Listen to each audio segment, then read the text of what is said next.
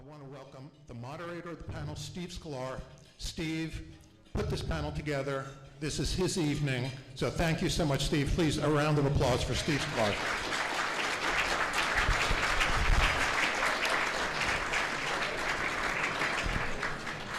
Thank you, Steve. Thank you.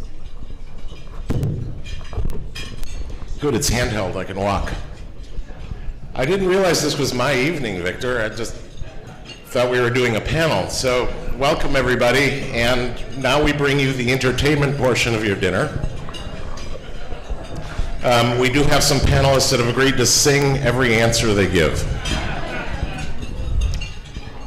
So, anyway, my name is Steve Sklar. I started a company many years ago called 3Reality. We were in the 3D motion picture and television business. And now I started a new company called 3Mersive. And we're in the virtual reality business, which is interesting. So Victor said, you know, it feels like old times. It does feel like the return of the early days of 3D.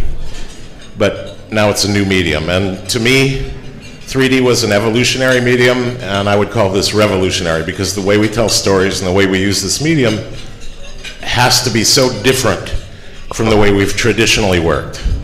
And with that, since I don't want to spend a lot of time talking, let me bring the panel up. Gentlemen.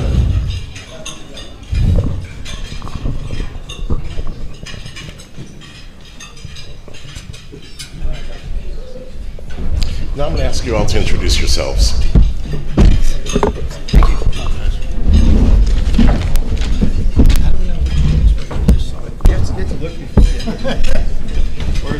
Where's Schiller's? Tilt them. We may. There's Spencer. Is that Ted?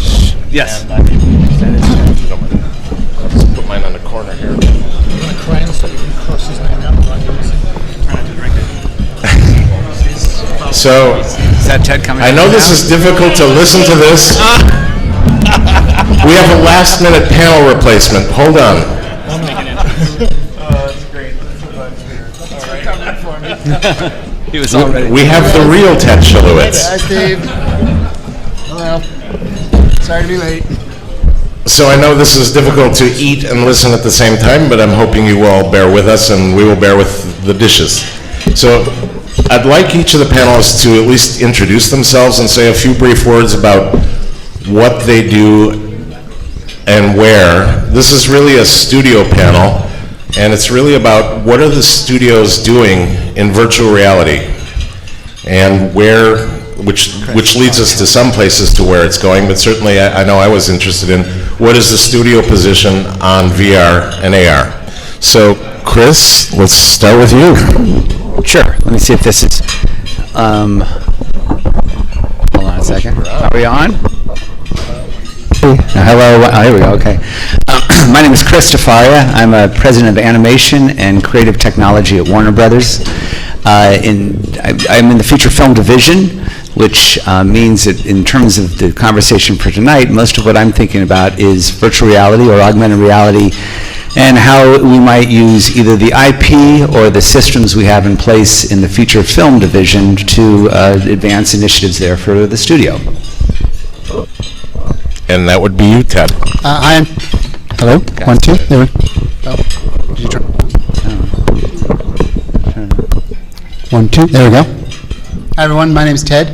I'm the futurist at 20th Century Fox, which is an odd title for an odd It's a world cool that I live title. in. It's kind of a cool title. It's a cool title. Way better than a real job, what I do.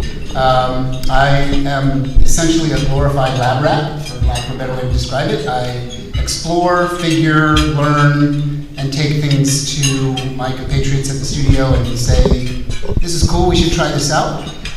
We take a very broad view of this thing that has a nuclear hotspot in this world that we call VR and AR, but our thinking is much larger than that. We look at all types of how the cinema, television, visual experience is evolving and emerging to what I just call break out of the rectangle. And that can be in a real physical space, in an artificial space, in a head-mounted display. It doesn't actually matter. The physicality of it doesn't matter. It's the creativity and the artistry of it that matters. And I've always loved your title. And it's a pretty good title. So Spencer, Yeah, I have a far less cool title. I'm Spencer Stevens. I'm the CTO of Sony Pictures. I have a small group that works on all the technology that the studio uses right the way through from how we shoot the stuff to how do we master it and distribute it out, pretty much every format that we distribute in, from home entertainment, theatrical, and television. And I think, every single part of that supply chain, people are now interested in VR. And a lot of people are asking the question, well, what can we do with it? For us, it's a big part of learning all the technologies for our group. But we've got some pretty neat properties we've done already, and I think they're just going to get more exciting. Robert. Hi, I'm Robert Newman. I'm the head of 3D at Walt Disney Animation Studios. And what that means is, Disney's always been a company that's been looking at how can we use technology to tell a better, more immersive story. And so, in that vein, as head of 3D, I'm looking at how can we use this kind of new 3D medium, VR, that is obviously on the bubble right now. How can we use that to help better tell a story? And that's one of the things that we are closely looking at. Ethan? And I'm Ethan Stearns. I work for Legendary Pictures. I'm actually the director of physical production there, where I sort of designed and implemented our operations on our physical production side. And because I'm a big interactive enthusiast, I sort of started the VR and AR division at Legendary, and I'm sort of pushing that forward all across the company, across different divisions. All right, so this is going to be a little bit of a round robin because I'm actually interested in all the studio viewpoints, not just one question for you and one question for you. So for a little bit, we're going to go up and down the row and see where each of the studios is, but until it gets too repetitive because everybody's doing the same thing. So one question I'm really curious about is, are the studios going to use VR for marketing purposes and marketing content? Or do you ever see a world where we're going to be making standalone VR content that doesn't play in a movie or doesn't play on television, but is either an episodic piece or a standalone movie piece? And, will this be a studio business? So, Ethan, let you go first this time. I definitely think that Legendary looks at VR as an opportunity to be a new medium for storytelling and exploring universes that we build on our theatrical and TV and digital side. I think right now there's an opportunity to really explore the space in marketing and do bigger budget projects in a market that is sort of slowly growing and we don't have a huge mass market right now to sort of make product for. So for us at Legendary, at least, marketing has been a great vehicle for us to explore the medium and to try to find efficiencies internally for how we produce content through our feature, through our TV shows, and then produce VR content alongside that. But we definitely look at VR as a viable platform for standalone entertainment, and in entertainment that's not necessarily tied to IP that is on our feature side. So, Robert, I'm going to ask you the same thing, but I want to add one piece to that, which is every project needs a budget. So is it because there are marketing budgets available, or do you think that if there are standalone projects, will they be separately funded? Well, I mean, I can envision a world in which we do have standalone projects, but right now, what I'd like to say is, where I'm coming from is just, Disney's a huge company and there's many business units, and they're kind of each evolving their own, their own policy towards VR, towards this medium, and at Disney feature animation, we're still in a very early phase of looking at it, and we're obviously excited about it, and what currently we're looking at using it as a marketing device. As you know, and right now it's sort of in the testing phase where we're looking at some of our ongoing projects and looking at how we can take material in it and repurpose it. You know, because one of the things, you know, there's kind of two types of VR. There's right now you have stuff that's sort of either shot live action or pre-rendered, where you are sort of locked into a fixed point of view where you can look around from, but you can't freely move through the environment. And then there's more of the interactive, you know, game engine driven type of content. And, you know, right now we're as a company, we developed this, you know, content that's extremely highly rendered and has a very visually complex look that you really couldn't, you know, map one-to-one, or it's difficult to map one-to-one onto a game engine-driven environment. So what we're looking at while we're sort of formulating a longer-range policy, we're looking at how can we take the stuff, the content, the assets that we've already created for our films and, you know, repurpose those as a VR experience that can help to support the film. And so it is a bunch of business units, each setting their own direction. Is there an overall guidance to that, or you're just going to let it play out for a while and see what pops? It's been sort of independent from what I've seen. Spencer, Sony.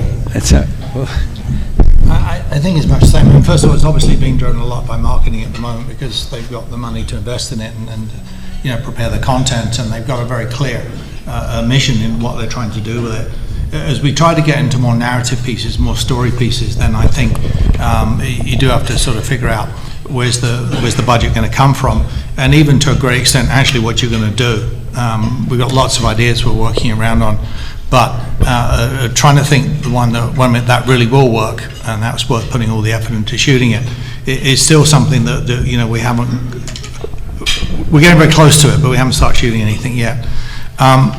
But I think the thing really is more about not what's the purpose of the piece, but really what sort of content it is.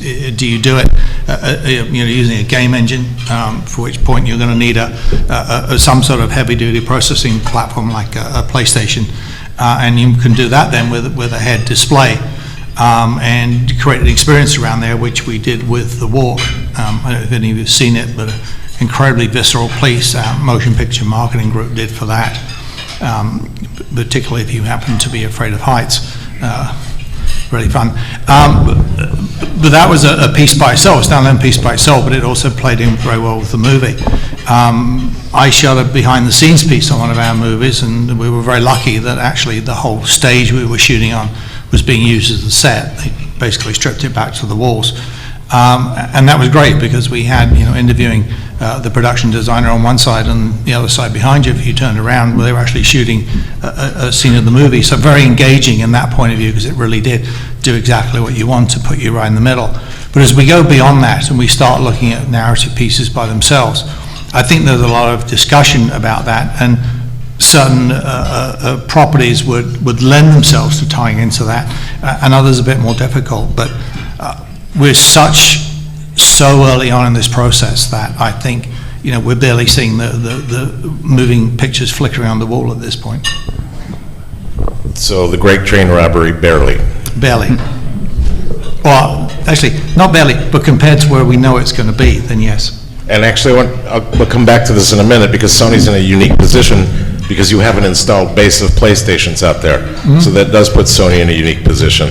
And I think that's interesting because right now the installed base is, you know, how many people are in this room? So Sony's interesting. You have a good position on this. But actually, I mean, you're touching on something which I think we'll talk about later, which is actually what is the platform you're doing it for, right? Is it the PlayStation VR, which is a fabulous platform, but does need a little bit of investment, or are you doing it for somebody's phone and using something like Google Cardboard? Far more accessible, a lot more of those out there. Then we get into the quality of experience discussion. So Ted, Fox, Yep. where are you with all of this? So we have been taking a fairly forward-leaning stance on all this. From a big studio standpoint, we are pretty risk-oriented, And we are actually in the midst of working on a project right now that pushes the boundaries of using the medium. So we're working on a project for The Martian, which is now a big hit movie. And we are essentially extending that story and using the realms of virtual reality, both tethered and mobile, to show people what's possible. It is destined and designed to be a sold piece of content. We are very much of the opinion that you only have a couple of chances to set the deck in the right direction with new technology, and that if you start to show people what's possible with really good, well-crafted, well-formed content that people will actually want to pay for, then you're on the right track.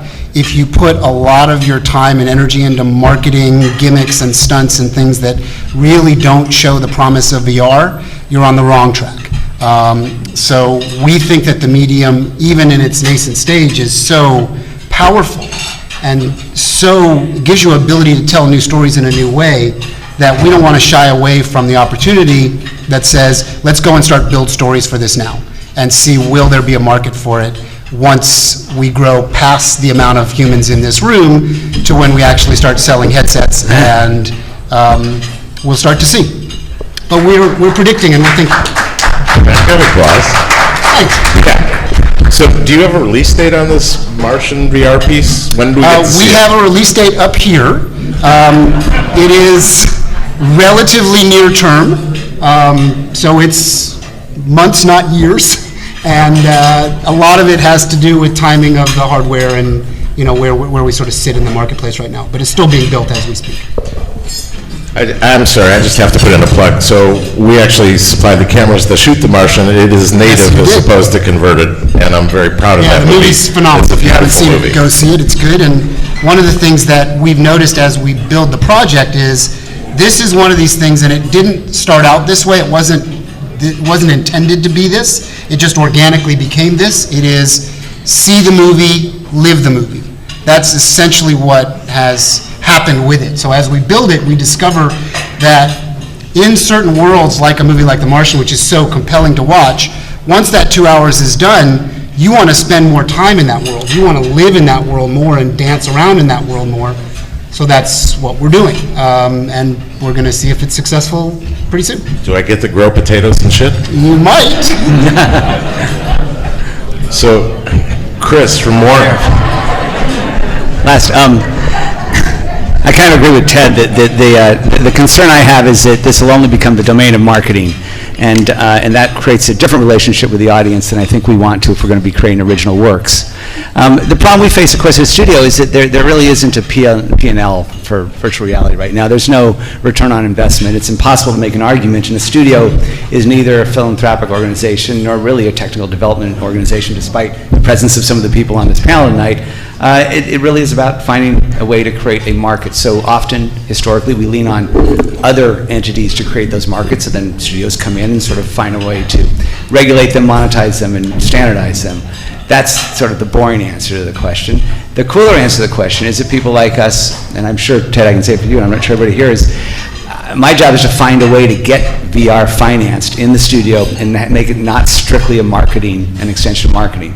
So we have a project coming up, a pretty big, yeah, it's a clever, it's a fun challenge. You know, you have to, so I'm like out there consensus building and getting funding from the game division, a little bit from marketing, bearing some of the costs in theatrical motion picture production, you know, and then finding a way ultimately to get a product out there. I think everybody at the studio believes there's going to be a big market, and the numbers say it's $6 billion by 2025, $60 billion business in hardware by that time, so everybody's staring at those numbers wondering what our role is, and I guess that's in some respects the question here tonight.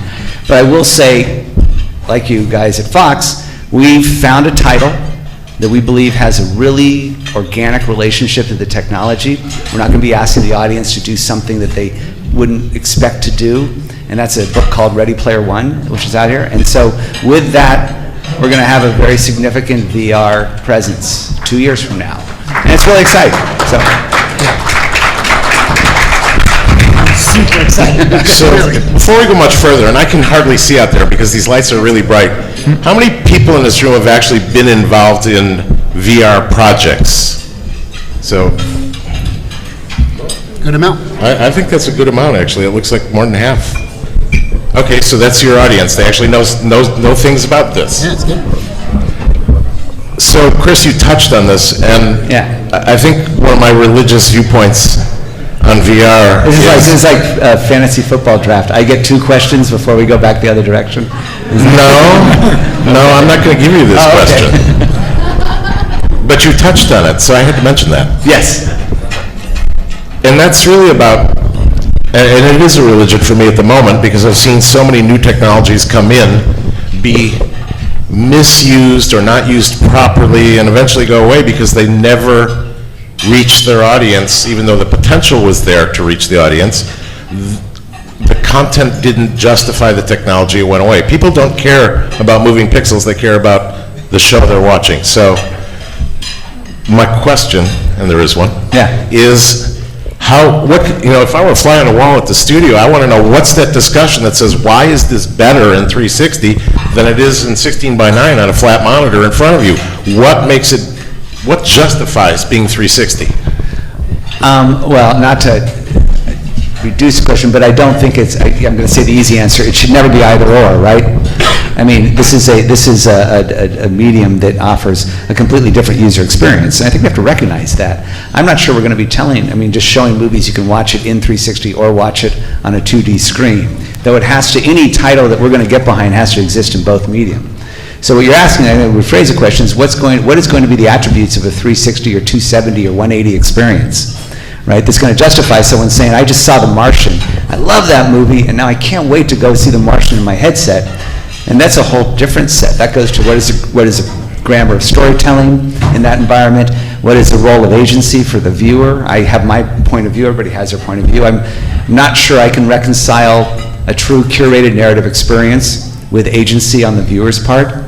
Although I know it's about their choice of where to look is in some respects agency, but choosing outcomes and choosing where to go, it's hard for me to suspend disbelief entirely and be in the hands of a competent director when at the same time I'm being asked to direct the movie myself. So it's one of, as we start to do this analysis, we're breaking down how do we make sure that the audience has a similar relationship to the VR experience that they have to the, in this case, feature film. And that is that they feel in the hands of a great director. They think the characters are believable, and even though it's Matt Damon, I'm using your movie, even though it's Matt Damon, they believe he's a space traveler. I don't think you can interrupt that in VR. I don't think there's the job is going to be to undermine that. What you want to do is find a way to enhance that and make it richer. I'm not sure if that's the answer to your question, but I know that's our philosophy. And actually, that might have been a better way to state it. I'm actually referring to so much of the content that I've seen that after I'm done looking at it, I'm going, I could have watched that flat in front of me and it would have been a better experience. There's no reason other than arbitrary to look around and see what the environment is. And the resolution in today's technology is low enough where I'm going, I'd rather see that on a 4K screen than in a headset because the space isn't being used very well.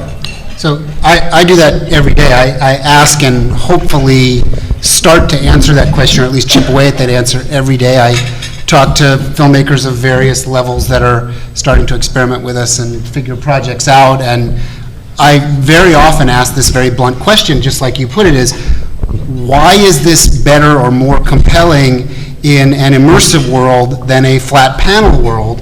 And if they don't have an instinctive answer, if they don't have a voice or a vision that says, this is why, then I respectfully ask them to go away until they have that answer and come back when they're ready, because it's really important. Now, I can sort of drift into it and give you a little bit of instinct as to what we think about. So I am this sort of strange being that I am now, at this point in my life, wearing VR headsets and living in immersive cinemas more than I live in the real world these days. Sometimes 6, 7, 8 hours a day I have these things on my face. That explains a lot. There you go. You're actually sitting in a room by yourself right now. I could be doing that, and I did that last night for 4 hours. I actually, 2 nights ago, did VR karaoke, and you don't even want to know what that's like. But I really did for about an hour and a half.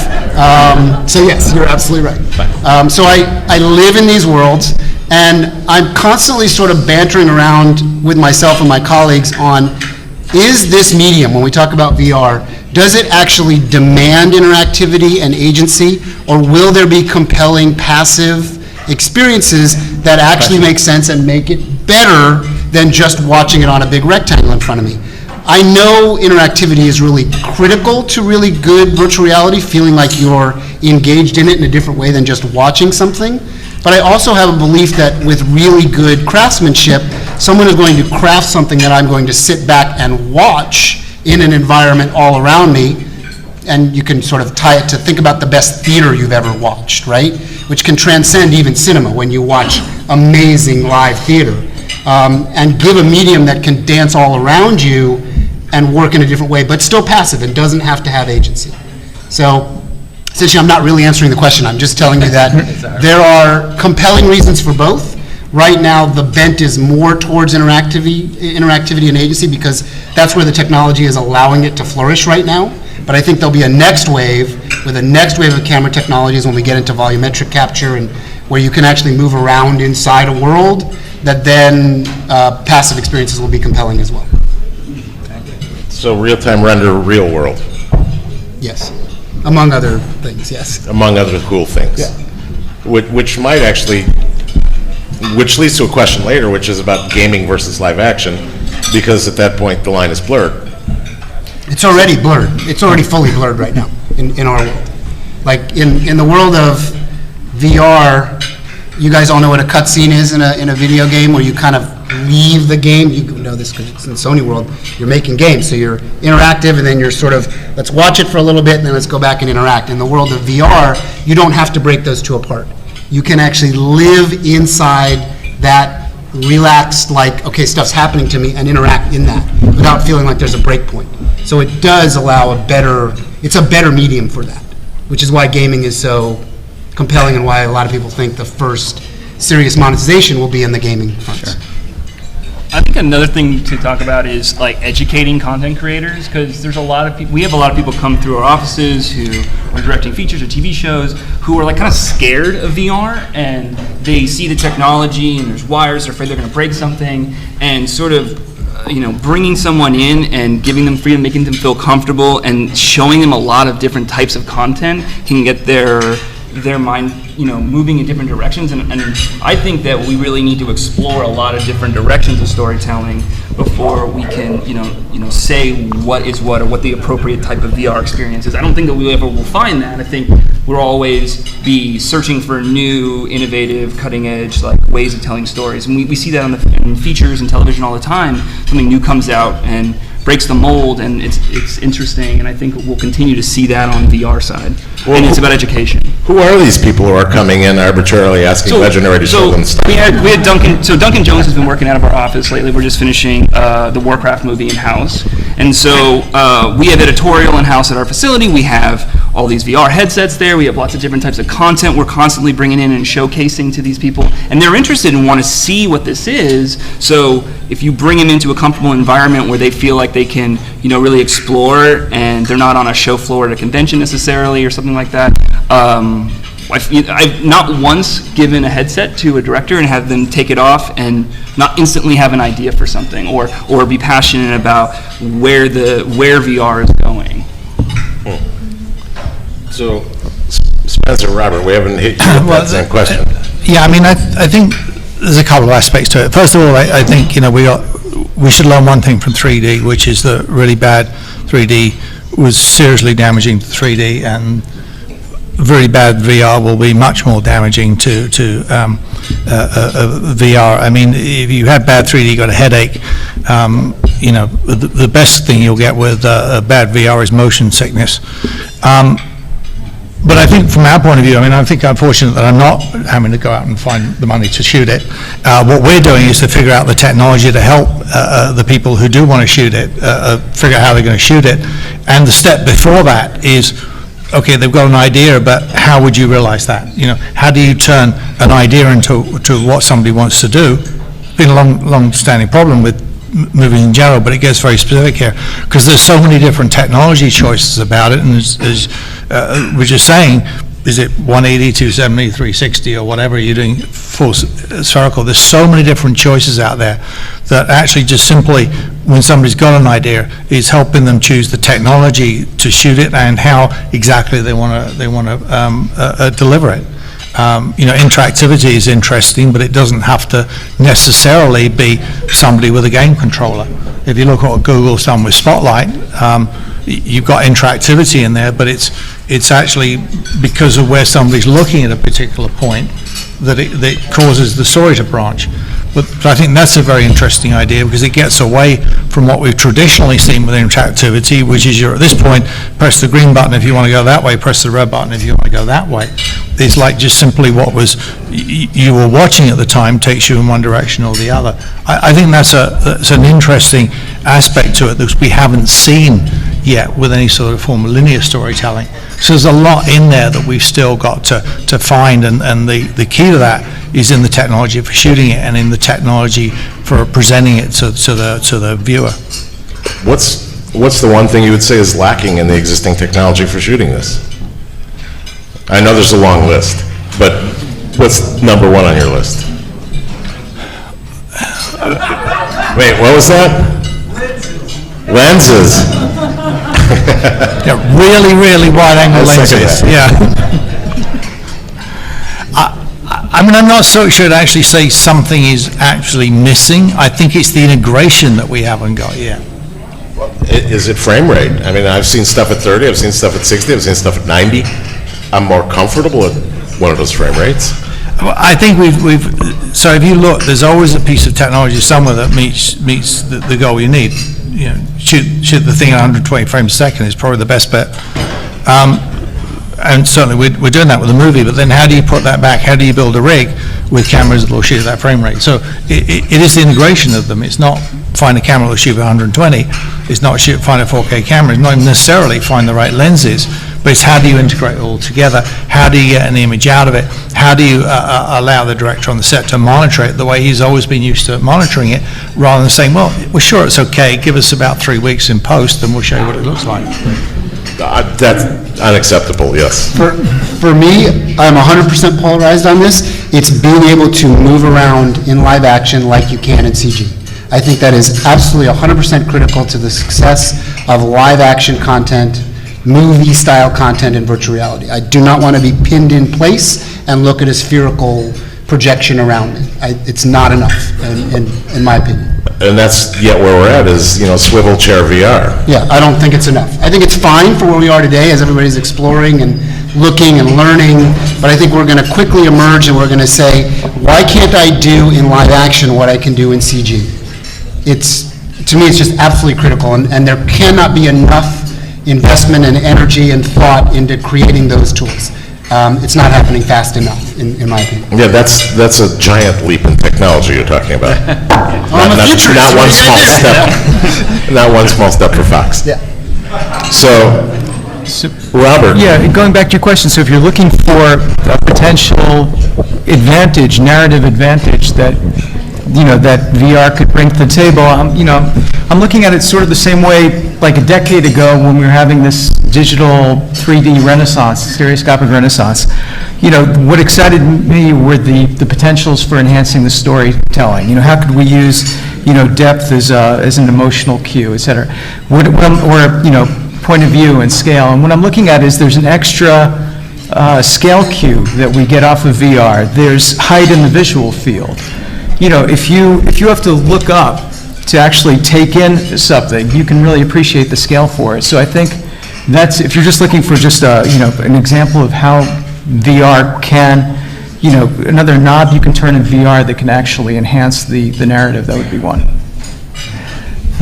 Like virtual hit. Let me just add one thing to the conversation here, because I know how attractive it is to think about what's the next narrative experience we're going to make for an audience, but realistically, the most immediate application for the movie business of VR is going to be in pre-visualization and exploring locations and sets. It's a tool for making conventional 2D movies that we shouldn't leave out of this conversation. It's a very powerful tool, and we're using it quite extensively to design sets, build sets, have director experience sets.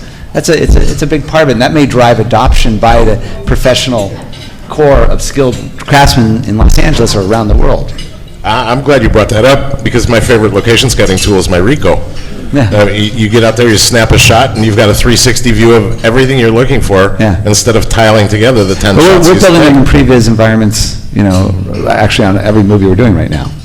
I think also character design is also really powerful in VR, because one thing you mentioned is like scale and presence, and as you explore sort of a virtual character, it can be very powerful in virtual reality or augmented reality. Can everybody hear?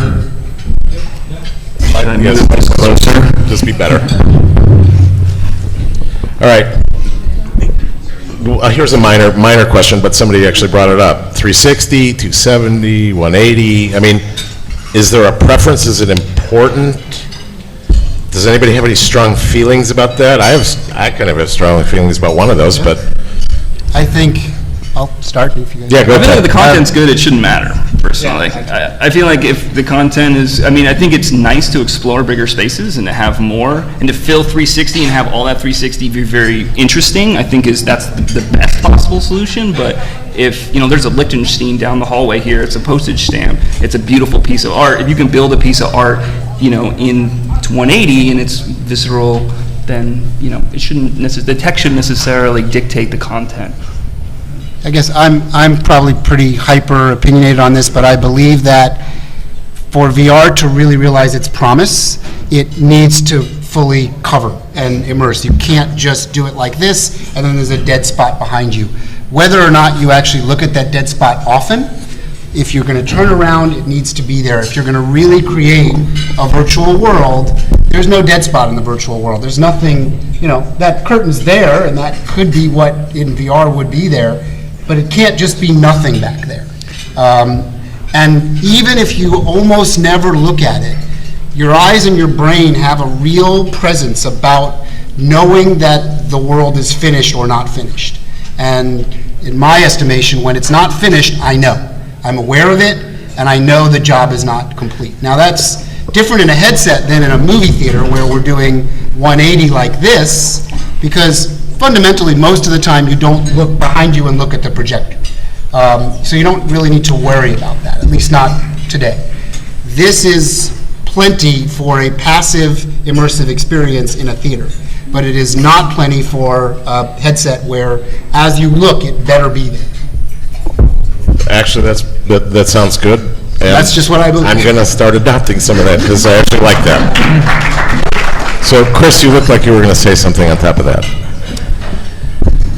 No, my answer to that question is never like, gee, should it be 360, 270, 180? It goes back to your point earlier. It's like, I think the real issue is like, should it be in a headset? I mean, that's what defines VR today. Today, the VR is defined by you wear a headset, right? And that's actually not really what we're after, right? Is it? I mean, we're after an immersive experience that captivates and occupies most of your senses in a convincing, incredible fashion, right? And hopefully has good content. And so the question for me is like, wow, man, wearing a headset is the thing I'm trying to get my head around. Well, Disney did it for how many generations before there were headsets? That's right, absolutely. And those rides, I mean, fantastic. Well, and lightweight glasses killed, according to some people, killed the 3D business, so heavy HMDs. So that's a long way of saying that, that's a long way, I'm sorry, of saying that there's a relationship between how immersive it is and how lightweight it is, how much it's asking you of a viewer. And when your point about Disney, those 9 screens that we have, was it 9? Yeah. 360. Yeah, the 9 screen surround, while not a convincing immersive experience, was pretty easy on your body, right? So it was a lot of fun. And there's a real relationship between those two, which is why I spend a lot of my time right now thinking that AR is really a place, there's a tremendous potential. Yeah, we're going to get into AR because that's interesting. But one more minor techie question along this, since it's come up a few times. Is a 2D experience immersive, or does it have to be a 3D experience to be immersive? Because in live action, that's a huge difference. It's a Somebody take tough this. one. Oddly enough, 2D can work to create an immersive experience. Your brain, when you... I agree. Okay? Get a clap, okay? Something makes Yeah, all right. When you put the headset on and you map the image to your eyes, there is your brain starts to take over and it tells you that there's a three-dimensional world going on. That being said, the best execution of the art is truly 3D. If you can get real depth, it works better. but it doesn't not work in 2D. And there's also a technical component today when you have, with the resolution that we put on our face today, when you have to split that to get 3D to your eyes, it's a bit of a trade-off. And we've done enough projects where we actually shoot 3D and shoot 2D, and very often we choose the 2D version simply because we want to put more resolution on our eyes, and we're willing to give up the actual depth because it's more important to get more res on our eyes. Now that will change as we get better technology that will get us more resolution on each eye. But today, currently, it's a very valid trade-off to go to 2D to get more res, as opposed to it being soft. Anybody else have strong feelings on this? Somebody out there did. You do. I do. I heard that. Chris already knows about this from Warner Brothers' perspective because 4DX has done, if you look at the theatrical perspective, 4DX already shows that, from Universal's perspective, Fast and Furious worked in 2D, but then watch Gravity in 4DX. It's completely different. The immersiveness is completely different, and so if you want to have an immersive experience, I don't see how you can't be talking about 3D in the same way that 3reality would never have been 3reality if there would have been 2reality as part of it. It just doesn't make any sense to me. The theater though doesn't even go out. We're talking resolution, we're talking data points to the retina, and phasing information. Got a melee going on, I love it. No, you did. What'd you say? We need to talk amongst ourselves. Talked about this already. People have to have a reason to go out. Right now, we went through this amazing summer, right? So no studio has to worry about this today, right? Yeah, we So have to worry about every as we second start of to the worry day. about where the film goers are going, then this immersiveness will be more important.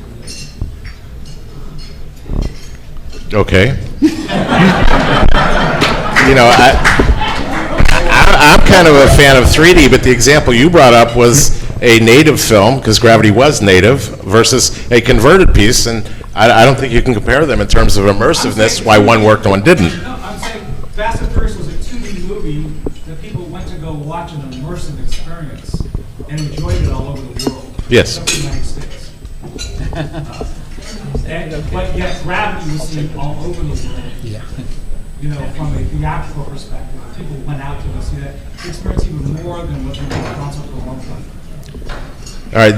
Oh, I could so jump on that. This is a VR panel, so I'm going to stay away from that. But Gravity was designed to be a 3D experience and worked. Yes. And Fast and Furious was not designed to be a 3D experience. So, but a good movie nonetheless, and sold a lot of tickets, and all that is great. But a director with a vision who designs the film comes out with a different product. So, I'm sorry. Back to the panel. Actually, I have a question for him in a second. When you talk about something going on behind you, Spencer. when you talk about something going on behind you, because I think, a big question is how far around do you have to shoot? But actually, I think part of the question is what has to be behind you. Are you talking about plates, or are you actually talking about action back there? So if I'd like turn to look at you, I can see stuff back over here. So yeah, I agree with you, I want something there. But do I need something actually happening back there, or is it just a plate? It's content dependent. Like if you were working on a horror movie and it was just a dark hall behind you, that could be a plate. And then for the moment when something really scary was going to come out, by the way, there's all kinds of really interesting ethical concerns about horror in VR, which is another thing we could talk about. But that could actually be a plate. But let's say you were shooting a nature documentary and you faked the back. That would probably be a bad choice because as you look around, it's got to really be there. Like when the geyser goes, it can't be like fake, because you did this and then, oh, we forgot to do that, we'll stick it in later. There are certainly things you could cheat for certain kinds of content, but others that you would never get away with. But as shooting the plate in 3D. Yeah, and sticking it in later. Sure, just like VFX we do now. Right. Yeah. Okay. But from a practical standpoint, though, I would say that we don't spend a lot of time in our lives looking behind us. Like really, correct. 1/100th of our time, or if even that, is spent looking behind us. But your point earlier, my answer to that question would be, what's the minimum required to create the illusion or the sustained sense of persistence? That there is something behind me. So I'm going to look back there once, And as long as there's a little sound and it's there, I'm going to remember that, and I'm going to assume that I am in an immersive environment. But I agree with you, if I turn around and it's black, I've lost the effect Yeah, there are all kinds of entirely. creative solutions to the problem. Right. It's just, if you don't deal with it at all, you're really No. neglecting the medium, I think. And if you suggest that it's not there, if somehow the audience knows it's not there, Right. even if it isn't there. Right. And I think when you're testing it, you want to really decide whether or not you want to put people in swivel chairs. Which we do a lot, yeah. It's starting to become an art form in and of itself, Right. the best swivel chair for VR. Is it too So- fast, too slow, how big, all these things. And I started life as a DOP, and so I'm always going, where do I put the lights? Because I've seen so much content where there was no place to put the lights, so there were no lights. And it shows, and that's not slick, professional, polished Hollywood product if things aren't lit properly. So, this is the huge debate. And I've gotten to where I shoot 180 and 180 when I can, so I can hide some lights and then put in the back plates. Well, and you worked on that really wonderful piece, early VR piece called The Recruit. Yes. Which is a phenomenal piece of work that you all should see, and shot it in such a way that you shot pieces, and then you did go back and shoot other pieces later to plug it all in, and sort of glued it all together in certain ways. On that one, necessity was the mother of invention, although I did prefer that. We didn't have a VR camera at the time, so we shot it with a group of 3D cameras. And you moved it and moved it and moved it. But that I did this with the Nokia project too. I broke where we're standing into, that's 12 o'clock in front of us, that's 6 o'clock behind us, and we just break things down so we can have a common language with where are we pointing, where are we looking, where do we want our audience to look. But on the Recruit, we shot 12 to 1 o'clock, then we shot 1 to 2 o'clock, so nobody could cross those frame lines unless they were an element we Yeah, counted there's always a later. give to get, right? But it was an effective technique, and you were able to light scenes Yeah, and block. and it was lit. Put your crew, and it was fine, yeah. It was expensive. It's good. It's a good piece of work. All right, expensive. So monetization, that's like that's the $0 billion business we're in, or the $1 million question. How is this always going to be on marketing budgets, and I'm not talking about games, because games, it's easy to imagine how they're monetized. But in the live action world, how is this going to be monetized? Do you see a world where people will pay for episodic content, like an iTunes model or a subscription? Do you see people doing this?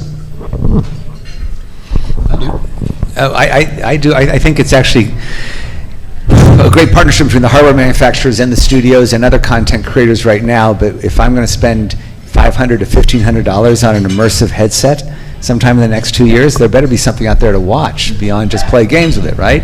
And so, to me, the models that jump out, and we talk about this a lot, it's hard for me to get around that the subscription model is not going to exist out there. Falling a little bit behind the telcos, with your cell phones. I'm imagining now that there's a $1,000 headset that I can buy for $250 and pay $20 a month for continuous good, interesting content. And maybe there's a way that this transaction makes sense for a consumer. But remember, the cost of these headsets is going to be significant. Although Samsung just dropped to $99 on But that's But you got to put the phone in there. you got to put a $700 phone in it. Yeah, I mean, but that's assuming you already have the $700 phone. We took a first. What was that? right. That's true. We took a first step at Fox. We released movies that you can watch in the VR cinema, which I like to do on airplanes. I prefer, as opposed to watching on my laptop, I put on my headset and I watch it on a 100-foot virtual screen. And I do it all the time, and always someone taps me on the shoulder and goes, "What the hell are you wearing on your face?" And then before you know it, I pass it around the plane and everybody's got to try it. I'm not the pilot. No, well, although the flight attendants have definitely been in it, they thought it's cool. But we announced now we have 100 titles coming from Fox that you can watch and you can buy now and rent down the road in the windows and stuff. So we see that as an emerging form of entertainment that bridges the two gaps together. You use our existing movie entertainment, but you put it into a VR environment. So In a virtual theater? in a virtual theater. Yeah. So do you see people next to you or empty seats? Today it's empty. Tomorrow there'll be people and Avatar people or just pre-rendered people you stick in a seat that are random? both. Yeah, and you can invite them, and then if they're talking or eating popcorn too loudly, you can swipe them away and get them off. It's just how it works. Yeah, virtual popcorn. So, there's so many places to go for this, but one of them is how much of your efforts in VR are internal versus external? Is it all being developed internally, or are you working with a lot of outside companies? Which I know a lot of people in this room would love to know, because there's people who would love to be those outside companies. So. You want me to, yeah, I know, you guys should talk, we talk too much. Well, in our case, we have a proprietary in-house renderer, so, in order to make a omnidirectional kind of VR 3D renderer, that's something that would have to be an in-house effort. So we're kind of locked into doing it in-house within the animation world, but. Well, you're unique in, although Chris is part of it maybe a little bit, in that your content is animation created in computers, which has a certain freedom to it that live-action photography does not. No, definitely. Yeah, Chris. Well, I was going to say, we're about to make our first deal with a strictly VR content creator. So generally, the model for most studios historically, but certainly Warner Brothers today, is we work with outside companies to produce our product, right? I mean, we have all the tools and technology, we have a lot of the management systems in place, but we're working with outside producers. So we're making our first deal in a very small way with a strictly VR content creator. It's going to be a multi-pronged deal because of the lack of P&L that we can associate, a revenue model so we can put on this, but there will be a commitment for a certain amount of content created for marketing. There'll be a certain amount of money set aside for our technical R&D, because they do have some hardware associated with their company. And then there's going to be a basic fund we set aside because we want to see the market with pitch. We say yes, go make the thing, and then we'll figure out what to do with it. And that sounds a little naive, but it's not. I mean, we do have the idea that 2 years from now, if there is luckily enough an installed base, via whether it's Morpheus or it's any other technology out there, we might have a library of content available to go. So that I think is a watershed thing for our studio, to actually recognize that there's content producers out there solely dedicated to VR who we can either partner with some of our film producers or make available some of our rather valuable IP, and then also at the same time underwrite some of their costs through their natural marketing efforts that we would otherwise be hiring them for. What we do on the Fox front is we do exactly the same as we do for traditional media. You meet with external companies, you decide if they're the right fit for the project, and then you bring them in. Our first project we did with a small group out of Canada called Felix and Paul, and they did a project for a Searchlight movie called Wild that we did a story extension for. And for The Martian, we're working with multiple companies. We're working with a company called VRC, the virtual reality company, which is Robert Stromberg and Ridley Scott are involved. The Third Floor, which is a pretty big previs company. They have a VR division now that they're working with us, and then Technicolor and MPC are working with us. So the same groups that you work with traditional media, as they start to build their chops in VR, we hire them to do the work with us. I mean, we're supervising it and executive producing it like a studio would normally. But Ted, there's a difference in those companies, at least. I'm trying to imagine if this will ever be like the studio model, because the virtual reality company, with Robert's company, they pride themselves in being like a commercial company, creators of a VR experience. You look at some of and Felix and Paul do as well, right? But MPC is kind of they're going to be more like a visual effects company, right? Yeah, so there's a little distinction. I think that what you guys should be rooting for is the former, the overriding deals, because that's ultimately how Hollywood works, is we make deals with content creators, and what you should be rooting for is content creators like Felix and Paul, or VRC, that will be willing to underwrite their overhead and fund to some degree the development of their product, right? And that's where you're going to get the real breakthrough, I think, with some Ethan, you were about to jump in before I cut you off. No, they're basically echoing what I was going to say, in that, the traditional model, we follow that Legendary as well, where we go to outside contractors or companies like an ILM on the Warcraft piece that we did. They, very similar to the feature, they were contracted, and we had a supervisor in-house there at that vendor who sort of helped shepherd the project along. So we have time for a few more questions, and I'd love to open this up for some questions to the floor, since the floor seems to be rather vocal. And this one's purely selfish, because most of my career I've not been part of a big studio, so I've learned from the mistakes that the big studios spend a lot of money to make. In the VR, how much money went into camera testing in the early days, and then I go, oh, what were the results of your test? Okay, I'm going to use that camera. as opposed to spending all that money on our own. So if you had one, what would you say is the biggest lesson you've learned? What was the biggest mistake? What was the biggest failure that you've run across in trying some of this? And I know you've been experimental, so not everything works. What was a good failure? That's a hard question, I know. A hard question.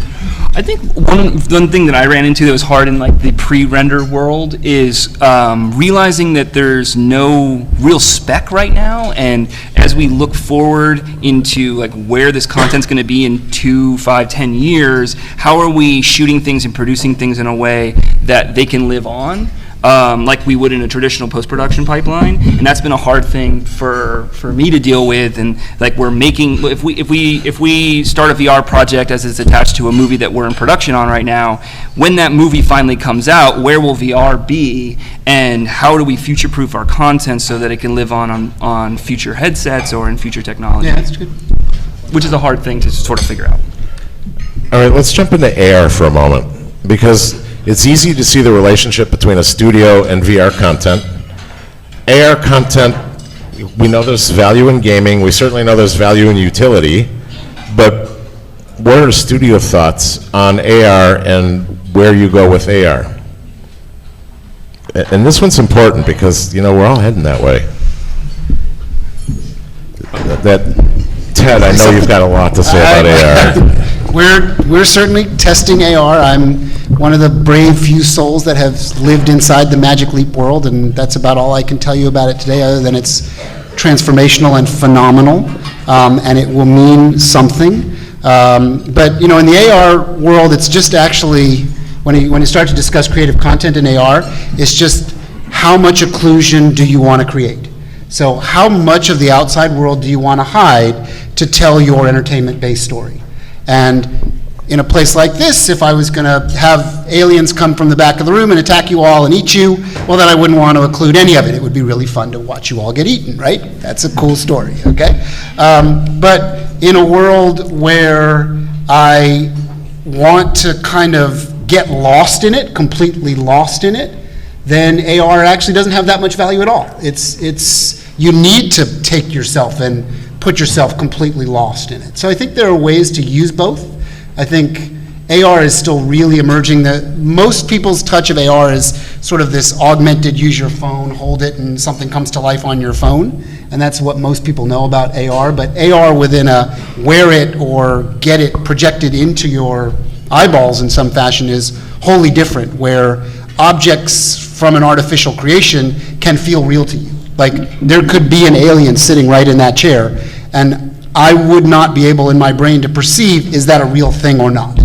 And that's an interesting way to tell stories. So, you know, I hope by now everybody's seen some of the HoloLens footage that's out there floating around the internet, because it gives you some idea of what this is. So, you know, is it the studios will at least be able to place their characters and some of their titles, you know, monsters versus aliens or aliens versus predators, but use the characters in an AR environment and try to monetize that way? Yeah. Or are the Definitely. thoughts way different than that? No, I think that's right. I think that's the right track. But I certainly think it depends on what you're trying to do with it, because I would think that trying to do a narrative experience where you want to suspend disbelief is kind of much more difficult than an AR experience. It is, because you've got you reality use the real intruding world, on it. yeah. That's been a problem. I think it's like I think in VR we're always trying to figure out what's the camera and why am I the camera, and then on AR it's why is this all happening in my house or in my office. And from a utility perspective, I think a lot of that makes sense. Like I want to put my email on my desktop, or I want to pin things around me. But when it comes to telling the alien eats the audience story, it's like why is that happening? And which is actually a fun problem to solve, I think. Well, that begs the question, is it strictly a gaming medium for the studios who use their characters in that environment, or is it an entertainment medium where you're trying to tell stories in environments that you've never seen? I think there's an obvious opportunity to augment our traditional theatrical experience. Who's going to do that and how we're going to do that, I think is going to be interesting, but I think that's an obvious direction to go at some point. I don't even know. I couldn't even begin to imagine how a director is going to say, I'm going to tell a story using this. I mean, I could think lots of things, but I don't think any of us know the answer yet. We're going to have to do a lot of experimentation. I mean, I can see Yeah, once I- again for marketing, that's a way to introduce, like, I'm thinking about animated characters, a way to introduce, these characters to an audience, as part of their world. So I mean, I can see the potential there, certainly.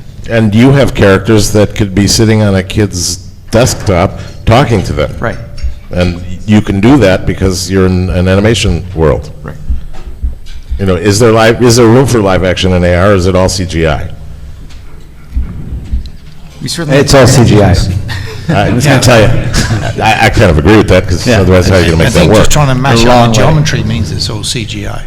So, let's, just because I think we are running a little low, and it's really hard to see, but does anybody have questions? And you're going to have to shout, because I don't think there's roving microphones. Kent? Yeah. Okay, so we spent a lot of time talking about 360 video and presence and agency. All of these depend on audio, spatial audio, because that's more than half the storytelling. That's what makes VR unique. Why do panels almost never talk about audio? And is the production of VR in your companies involving audio, or is that just an after-the-fact, post-production thing you add on? Phil, I really was going to get to audio, I promise you. So, It's most definitely about audio. I mean, audio just like you shoot on set first and then go into post-production and do your mix. So I think that we traditionally have looked at producing content in the same way, but object-based sound design, and as you put things into different game engines or shoot practically and wrap video into whatever your player is, audio is evolving in its playback method just as much as video, and sometimes Right, but more. I'm specifically asking about live capture and the Right. movie experience versus game generated. Sure. I mean, binaural audio capture and playback is definitely something that's. I think though, in talking to audio designers about VR and live capture, I think they would like to go more into the way that sound works in an interactive environment for live action capture, and figuring out ways to isolate objects and be able to focus audio in where you're looking in the space, object-based, not just in a 5.1 or 7.1 environment. But that's just my experience with it. We did positional audio on the Wild, very directed positional audio. We are doing very directed positional audio on the Martian. It's a huge part of what we do technically. It is interesting that nobody talks about it. Very similar to like traditional movies. Nobody ever talks about how important audio is until they go, hey, boom's in the shot, man, come on, get it out, right? But it's a huge component of making you believe, right? If we're telling stories in a headset and it's this crazy immersive environment and we want to make you believe, then audio is important. Just like it would be very strange if the mic and the sound wasn't in the right spot and you wouldn't feel like I was really talking. It would be very weird. So it's a very important skill that needs to be cultivated just like anything else, and we're absolutely doing it. but more than that, it's the tool that a director can use to tell people where to look. Yeah. But I think the challenge with that, though, is actually getting the right sort of spatial presentation for the viewer, right? Is getting the headphones that can place audio spatially, because otherwise, if you're just doing it with stereo, trying to get me to look behind me if I've only got a regular stereo thing is a lot more difficult to do. Rather than if you've got headphones that can actually position objects back, that will tend to make you want to look back there. Yeah. Anybody else on audio, since we don't want to neglect the audio? I mean, in movies, we always said audio is 50% of the experience. In VR, I think it's more than that, but because it's the only tool we have to steer people to be looking where we'd like them to be looking when something's going to happen. So Well, That's not compelling visuals. entirely true. Yeah, I mean, Okay, so- compelling visuals, lighting, people on the stage actually pointing. Yeah. Try all that right, one. maybe the word only was a little strong. Chris, what do you want to say about that? Anything? Okay. Yes. So right now you can get VR experiences and VR games in different places, whether it's Google Play, on YouTube, or other platform choices. Are there different shelves that are developing, and do you think we're going to see a curation and a consolidation of these shelves for different types of experiences, whether they're live action or gaming, or are we going to see more and more and more shelves? Who wants to take that? Well, I think we're just building the store right now, right? I mean, the store has a bunch of, like, they're just installing the shelves. So us, and I'm sure all the other big studios here, would always think our goal is to be on the top shelf. Our goal is to make the best content using the best artists with the best technology and get it out there and sell it, and then make the next one with the profits you made from that one. And then there'll be tiers below that. I mean, obviously viral video and user-generated video is going to be just as important in VR as it is in traditional media. The YouTube of VR is going to be just as important in VR as it is in regular YouTube. But premium content is an important threshold that we all are working towards and continue to work towards. And this is a new medium that we are just starting to scratch the surface on. So we're all just kind of lined up like race cars revving our engines, and we haven't really started running the race yet. You know, we're just waiting for the flag to drop. You'll get your first taste of it, as you mentioned, when Samsung releases right around the Thanksgiving time frame, you know, in that Black Friday sort of window, a $99 headset that you'll plug a Samsung phone into in wide distribution. Up until now, it's been what they call an Innovator Edition, and we're really just talking to ourselves right now. Do we have time for one more, or are we being given you're out of the stage? One more? I can't see back there. Is that you in the back? Yes. Standing with your hand up. Yeah. Okay, so what I'm trying to get my head around is we have this vocabulary of storytelling in a traditional movie, like say the Titanic, you know, anything. But that's based on a real event. But you've got a beginning, a middle, and an end, and I'm going to bring the viewer's attention to this and bring it to that. But if I'm relying on hints, like sound events or somebody pointing, look over there, you know, the timing might not work. The person might never even look. Now, it sounds awesome to like get on the Titanic and run around it as an interactive experience. But the idea of like showing these characters are going to do this, and then there's going to be this change, and then there's going to be this, and we're going to move into Act 3. I don't understand how it's going to happen if you've got limitless movement in 360 degrees. I'm not saying it's impossible, I just don't. I'm not envisioning it. I just want to throw this out because Keep in mind we're on the for a short fuse here. I get this a lot, and this was a reaction that a lot of people around me at the studio had initially, and my reaction was incredible video games have been doing that for years and years and years, and being able to design agency and lead a player through, and the puppet master sort of making you feel like you're telling your own story is the artistry of something like that, and I think that finding the balance between passive and interactive so that a mass audience can do something that they've never been able to do in a traditional video game, I think will be where VR could explode. I actually think I would say something I think Ted, you referred to earlier too, which I would look at some great theater that's been over the last couple of years. Everything from Sleep No More, Tony and Tina's Wedding, Tamara, these are all just prescribed lengths of time. They equal the 90 minutes, the 100 minutes that you want. Everybody has a slightly different experience, but nobody misses the spine of the story. So those are really great models that we're looking at when we think about what VR movie making could be like. You want me to show you something in VR? Somebody over there, stand up and scream right now. Go. That was good. Everybody looks. That's how you do it.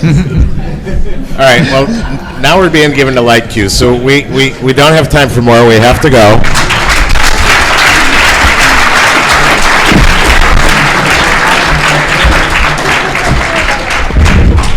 I just want to remind everybody, this is a great time to be doing this because we're lucky enough to be in a place where we get to invent a new language, and really that's the fun of it.